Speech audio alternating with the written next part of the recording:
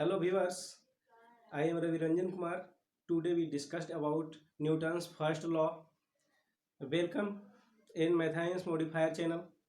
आज हम लोग न्यूटन के पहले नियम को डिस्कस करने वाले हैं। बहुत सारे स्टूडेंट्स इसको रट्टा मारकर पूरा कंठस्थ कर लेते हैं पर समझ कुछ भी नहीं पाते हैं। अगर उनसे इसके बारे में कुछ मतलब तरह की बातें पूछ दी जाती है, थोड़े से अंदर की बातें पूछ दी जाती है या फिर पूछा जाता है मतलब अंडरस्टैंडिंग से रिलेटेड क्वेश्चन, तो वे वहाँ पे कंफ्यूज हो जाते हैं। तो आइए इस वीडियो में हम आज आपके उसी कंफ्यूजन को दूर करने की कोशिश करेंगे।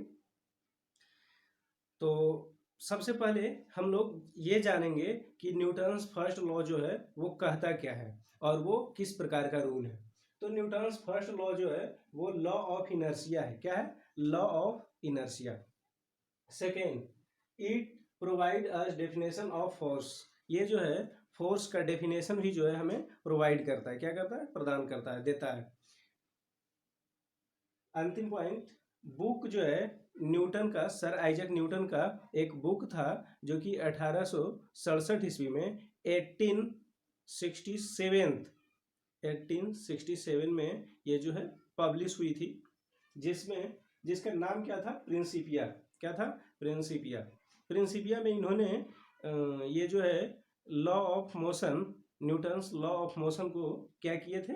उसका वर्णन किए थे। तो यही वो बुक है। इससे भी रिलेटेड क्वेश्चन जो है बहुत सारे एग्जाम्स में आ जाते हैं। ये भी जो है एग्जाम्स का टर्म है और ये भी ऐसे पूछा जाता है कि बल का परिभाषा किस नियम से प्राप्त होती है। दूसरा, जड़त्व का नियम किस नियम को बोलते हैं? प्रथम, द्वितीय, तृतीय, इनमें से कोई नहीं।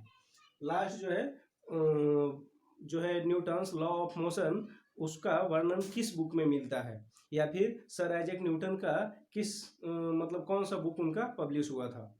ठीक है, तो उसका नाम क्या हो जाता है? प्रिंसिपिया। ठीक है, तो अब हम लोग देखेंगे कि इसमें सबसे पहला नियम जो है वो कहता क्या है।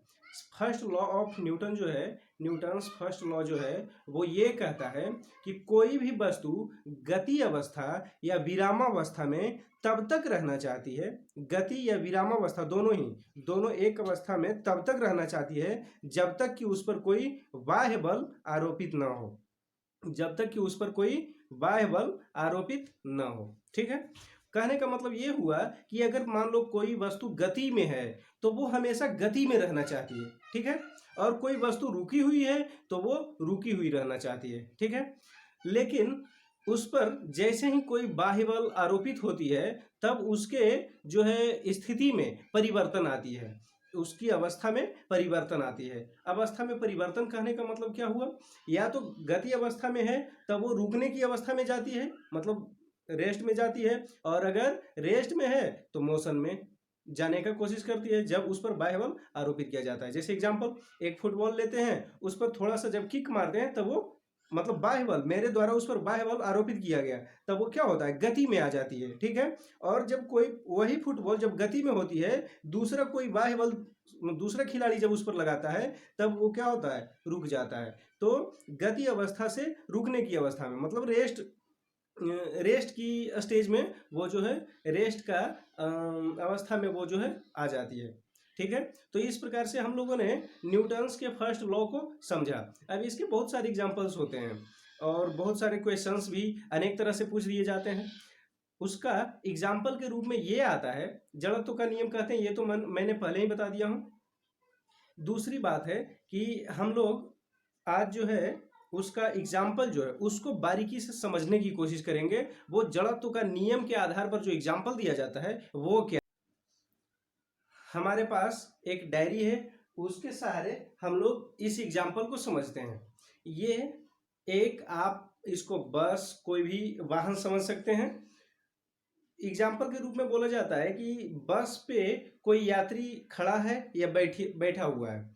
गाड़ी अगर ब्रेक लगती है, ब्रेक लगने पर आगे की ओर, ब्रेक लगता है तब आगे की ओर, और गाड़ी अचानक जब चलती है, स्टार्टिंग के टाइम गाड़ी जब अचानक चलती है तो यात्री पीछे की ओर झुकता है। ऐसा क्यों?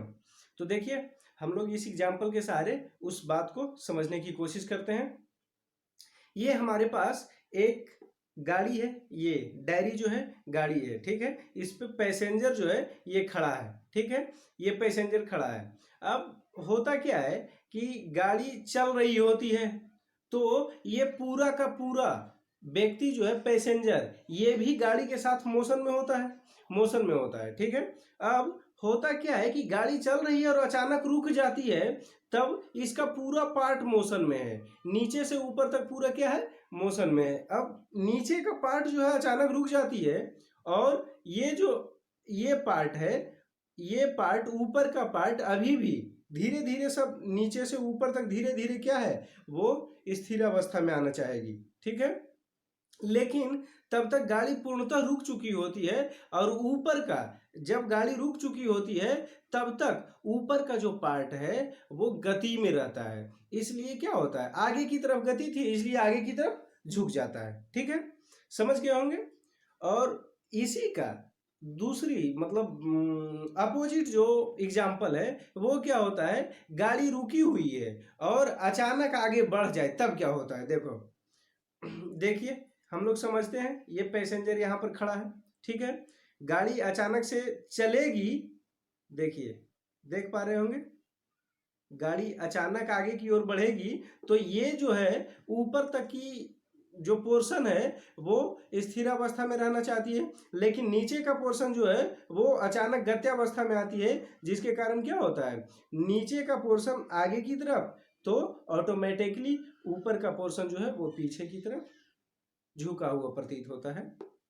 यही इसका एग्जाम्पल था, और इसको इसी प्रकार से हम लोग समझ सकते हैं। इसी प्रकार से ये क्वेश्चन को बहुत तरह से ड्राइव करके घुमा के पूछा जाता है एग्जाम्स में, और स्टूडेंट्स जो हैं वो कंफ्यूज हो जाते हैं, जबकि कंफ्यूज बिल्कुल भी नहीं होना है।